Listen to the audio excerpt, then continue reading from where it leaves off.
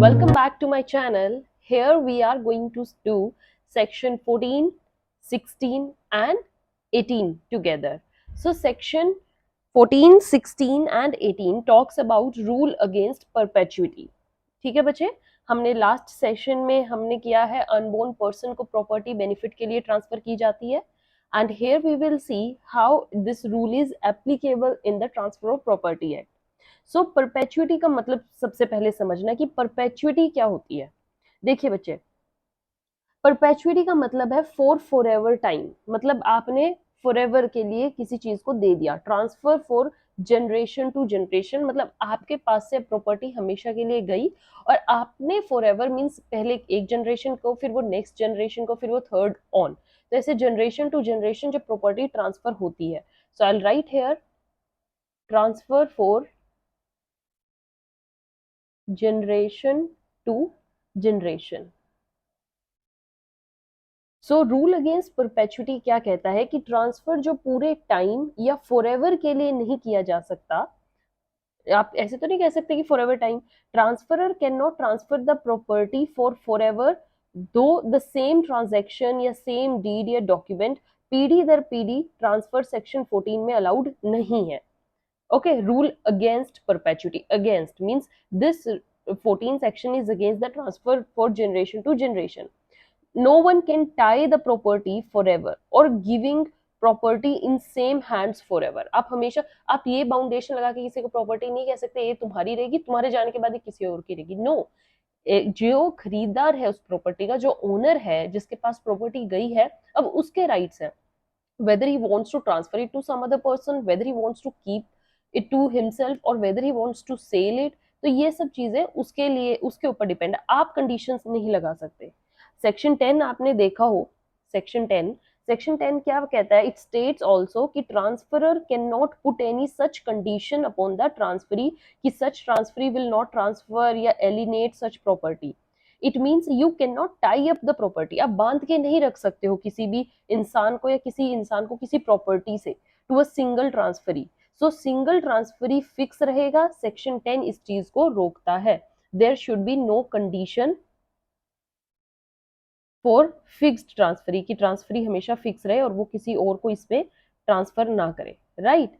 अब आ जाती है बात सेक्शन 14 का ऑब्जेक्ट. यही कहता है कि अगर किसी भी प्रॉपर्टी को टाई अप या बांध दिया गया है तो उस स्टेट या नेशन की डेवलपमेंट वहीं रुक जाएगी.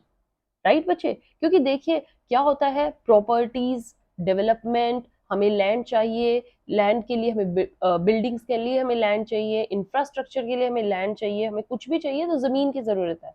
और अगर जमीन एक ही जगह रुकी रहेगी तो कैसे डेवलपमेंट पॉसिबल है? Okay, and we will never going to develop further.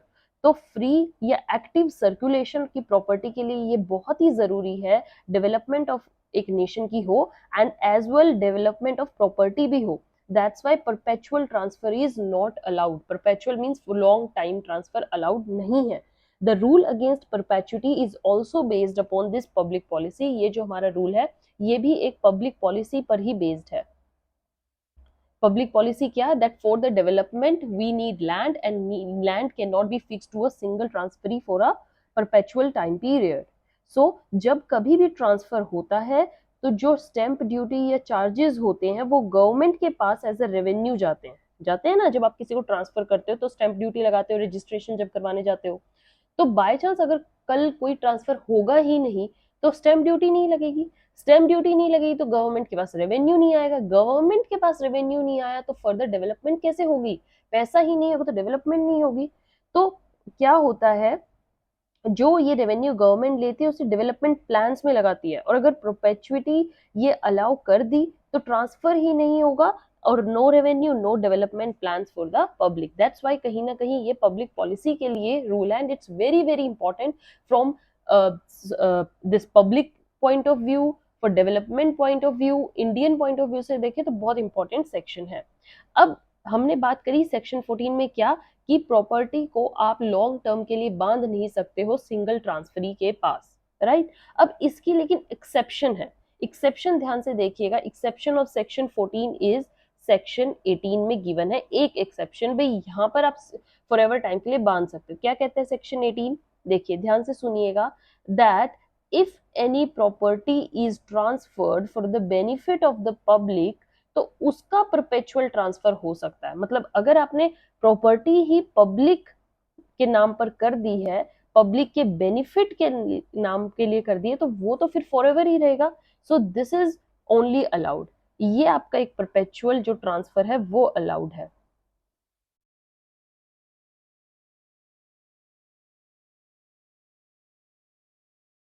Right, तो इसका मतलब जैसे एग्जाम्पल दे दो, like for the betterment of knowledge, science, public safety, health, या एनी पर्पज के लिए, मैनकाइंड के लिए कोई लाइब्रेरी आपने बनवा दी, एडवांसमेंट ऑफ एनी रिलीजन के लिए आपने कोई बिल्डिंग बनवा दी है, या चैरिटी के लिए कोई इंस्टीट्यूट खोल दिया है, और एनी पर्पज, कोई भी अदर पर्पज है, प्रॉपर्टी ट्रांसफर की गई है, तो सच ट्रांसफर क्या माना जाएगा, वो परपेचुइटी के लिए, कि वो लॉन्ग टर्म के लिए, और उस पर आप बांध भी सकते हैं कि ट्रांसफर ही इसको फर्दर किसी प्रोसेस या किसी ट्रांसफर को ट्रांसफर नहीं करेगा। पर्सनल एग्रीमेंट, दूसरी एक्सेप्शन क्या है, एक ये है पब्लिक बेनिफिट के लिए। सेकंड एक्सेप्शन क्या है, personal agreement like priced in a temple, और आगे वो इसी फैमिली के किसी पुजारी होंगे, तो ये क्या हो गया, जनरेशन टू जनरेशन ही है ना ट्रांसफर। मींस यहाँ पर क्या है, personal agreement, but personal agreement किस लिए, जो आपका एक प्रोफेशन है उसी से रिलेटेड। पर्सनल एग्रीमेंट्स में भी ये जनरेशन टू जनरेशन वैलिड होती है, और वो जो आप वैलिड जिस पर्पस के लिए कर रहे हो, वो पर्पस भी एक तरीके से आपका फैमिली बिजनेस या फैमिली से रिलेटेड प्रोफेशन होना चाहिए। देन थर्ड एग्रीमेंट क्या है, सॉरी थर्ड एक्सेप्शन क्या है, दैट चार्ज क्रिएटेड करने में सेक्शन 14 एप्लीकेबल नहीं होगा।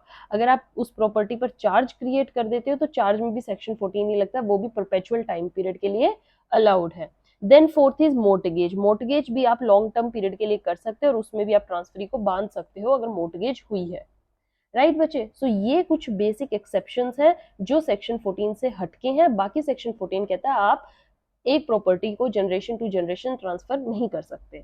अब rule against remoteness of wasting of interest, ये है हमारा बेसिक। इसमें क्या कहा गया है, दैट एक ट्रांसफरर है, मान के चलिए that transferor is x, okay, और वो क्या दे देता है, एक प्रॉपर्टी दे देता है ए को। ए को किस लिए, फॉर लाइफ लिमिटेड इंटरेस्ट, भाई आप लाइफ टाइम रहे, for example 10 years, okay. 10 years के बाद यहाँ पर क्या है, X wants to transfer the property for the benefit of some unborn person, हमने यही पढ़ा था ना अनबोर्न पर्सन अभी रिसेंट सेक्शन 13 में। तो वो पहले एक्स को देता है 10 ईयर्स के लिए, उसके बाद for life limited interest for 15 years आगे वो बी के पास चली जाएगी, भाई 10 साल तू रख, 10 साल खत्म होते ही तूने बी को देनी है, वो 15 साल रखेगा। अब 15 साल के बाद बी किसको दे देगा, सी, जो कि एक अनबोर्न पर्सन है, ओके।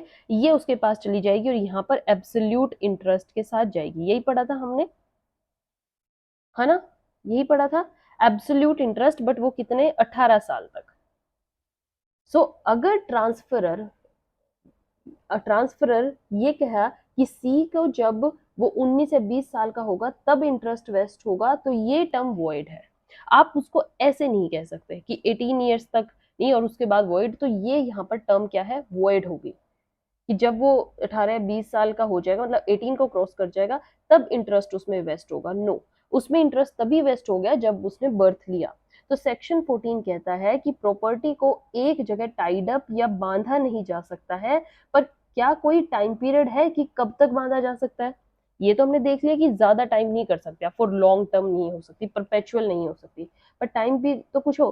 तो इसमें सेक्शन 14 क्या कहता है, दैट अगर अनबोर्न को प्रॉपर्टी ट्रांसफर की है, लाइक एग्जाम्पल जो हमने ये देखा है ये, तो फर्स्ट पर्सन लेट जो ये है ए 10 ईयर तक जिंदा रहता है, ठीक है, बी 15 ईयर तक, एंड सी को 18 ईयर्स के बाद जो है इंटरेस्ट ट्रांसफर होगा, यही बोला गया था, एब्सोल्यूट इंटरेस्ट जो जाएगा 18 साल के बाद जाएगा। तो आप क्या देखिए कि जो ए है और जो ये बी है, इसके 10 ईयर्स थे, इसके 15 ईयर्स थे, यही थे।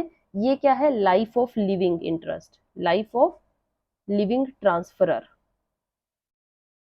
प्लस इसमें क्या है, अब 18 साल तक और नहीं जाएगा, मतलब कि up to minority of unborn person, minor रहेगा ना 18 साल तक, minority of unborn person.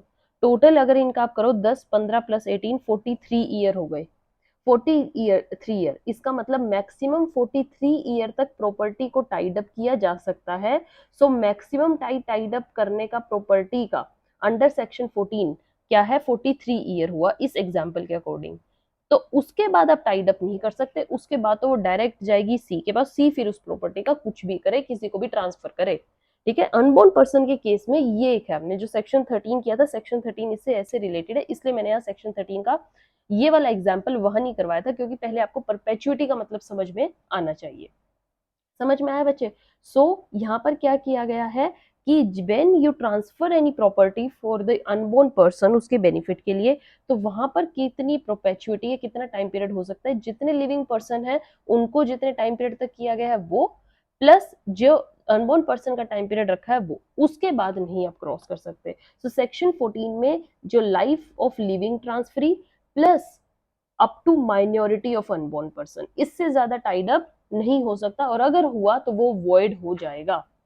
Right, so unborn को प्रॉपर्टी ट्रांसफर कब होगी, जब क्या होगा, लाइफ ऑफ ट्रांसफरी या फिर उसकी मेजोरिटी एज हो जाए, वो मतलब 18 को क्रॉस कर जाए, विच एवर जो बाद में आएगी तभी उसकी प्रॉपर्टी उसको ट्रांसफर हो जाएगी। So section 13 transfer of property act 1882 क्या कहता है, that about transfer of immovable property in favor of unborn person, any person can transfer his property to the unborn subject to two condition। ये पढ़ा था क्या क्या, एक तो before transferring the property unborn को इंटरेस्ट उसमें क्रिएट करो, interest has to be transferred in favour of others life या अदर लिविंग पर्सन। सेकेंडली हमने क्या पढ़ा था कि सब्सिक्वेंट टू द प्रॉपर्टी वो एब्सोल्यूटली ट्रांसफर करना, आपको एब्सोल्यूट इंटरेस्ट, ये दो कंडीशन करी थी हमने लास्ट सेशन में। सो इट मीन्स कि जो person in whose favour property जो ट्रांसफर हुई है, जैसे कि इस एग्जाम्पल में देखिए ए की बी की, primarily they shall exercise all right in the property, ये प्रॉपर्टी में सारे राइट एक्सरसाइज करेंगे, किससे रिलेटेड, इंजॉयमेंट से, सिर्फ इंजॉयमेंट कर सकते हैं, and will receive the profits like ownership के हो गए, कोई रेंट आया है, कोई फर्दर प्रॉफिट है, मेजने प्रॉफिट्स है, ये सेल वगैरह नहीं कर सकते except right to sell, because right to sell किसके पास जाएगा, वो एब्सोल्यूट राइट अनबोर्न पर्सन का, जब उसके नाम प्रॉपर्टी आ जाएगी वही उस राइट को एंजॉय करेगा, ये सिर्फ इंजॉयमेंट कर सकते हैं। Okay, absolute right to sell and which shall be vested in favour of unborn person only.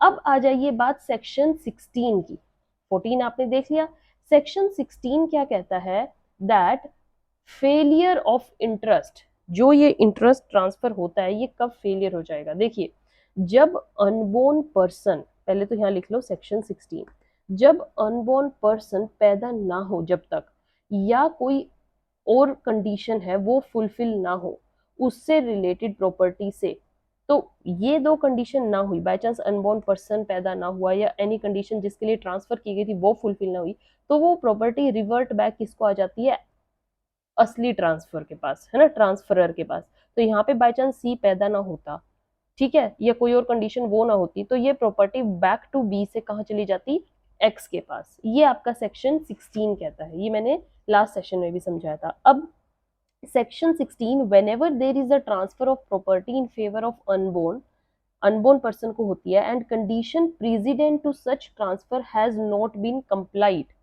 Okay, सेक्शन क्या कहता है कि अगर कोई कंडीशन फुलफिल ना हुई हो विद, और देयर इज अ फेलियर हो गया हो उस कंडीशन का exist, then that transfer shall stand void, वो वही वॉइड हो जाएगा, and property shall revert back to the original transfer, जो यहाँ पर एक्स है उसी के पास प्रॉपर्टी आ जाएगी। हो गया बच्चे समझ में? अब सेक्शन 14 पर आ जाइए, section 14 that the property transferred to unborn shall be acquired by him after the expiry of the life of such primary transferees. Such primary transferees has been deceased before the attainment of majority age by such unborn, then property shall be moved to the guardian appointed by court under the Guardian and Ward Act। ठीक है, ये कहा गया है कि by chance, यहाँ पर बोला गया था कि सी को 18 साल के बाद वो एब्सोल्यूट लेगा, 18 साल के बाद प्रॉपर्टी वेस्ट होगी, बाय चांस बी के 15 साल पूरे हो गए और सी अभी 18 का नहीं हुआ, तो प्रॉपर्टी किसके पास चली जाएगी, सी के गार्जियन के पास। ठीक है बच्चे, सी के गार्जियन के पास प्रॉपर्टी आ जाएगी। गार्जियन कौन होता है, who is appointed by the court under the guardian and ward act 1890। So basically अगर आपने इससे कंक्लूजन लेना है, कंक्लूजन क्या निकला है कि सेक्शन 14, 16, 18 का rule against perpetuity that property shall be vested in favour of unborn person after the expiry of life of such primary transferee और अटेनमेंट ऑफ मेजोरिटी। या तो मेजर होगा वो तब प्रॉपर्टी लेगा, या जो उससे पहले वाले लोग हैं उनको ये प्रॉपर्टी उनकी जो लाइफ पीरियड ओवर हो गया है तब उसके पास आएगी। ठीक है, by the age of such unborn person whichever is later, right? So this is section 14, 16, 18. I hope you understood it very well. Keep reading, keep studying, and wait for the next session. Till then, have a good day. Thank you.